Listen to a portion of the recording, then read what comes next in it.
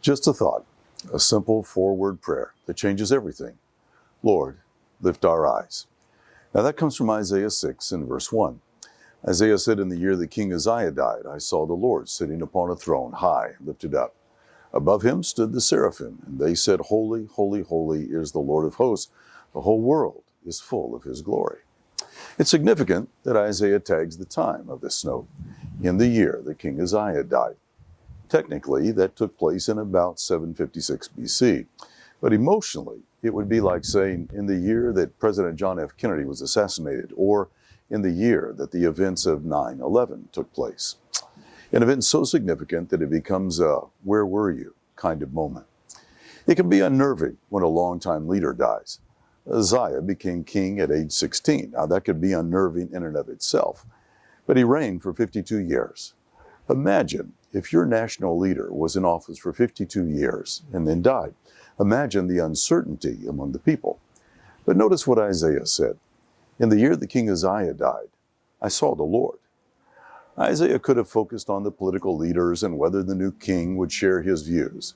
But instead, he focused on his God. That's an important lesson as we enter 2022, an election year. And the text says that the Lord was sitting on a throne, high and lifted up. The point is that the king died, but God was still on his throne, and he still is. Even in times of political division, national uncertainty, and personal fear, God is still on his throne. The king's throne was always high and lifted up. You had to look up. You had to lift your eyes. And that's exactly what we need to do with our God. We need to pray, Lord, lift our eyes. Our view of God is often far too small. God is far bigger than we sometimes imagine. It's interesting, the scientists at NASA are trying to figure out how to send humans to Mars. And it's going to take years to get there. But you know, God already did that and more in reverse. He sent Jesus from heaven to earth. The angels, they get it. Isaiah 6, 2 and 3.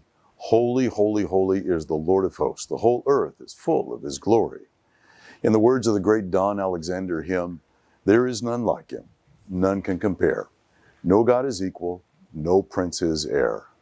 So, where's our sense of wonder and awe regarding the presence of this awesome and holy God among us? Do we stand in awe of his power, in awe of his holiness, in awe of the fact that he cares about us? Do we think about what we sing? O Lord my God, when I in awesome wonder consider all the worlds thy hands have made, how great thou art. Have you ever pocket dialed someone and ended up having a pretty nice conversation with them? Well, that's fine, but you know they would appreciate it more if you called them on purpose. We can worship God anytime, anywhere. The whole earth, the Bible says, is full of his glory. But it's best when we worship on purpose. And so our first prayer we need to pray is simply this: Lord, lift our eyes. Just a thought.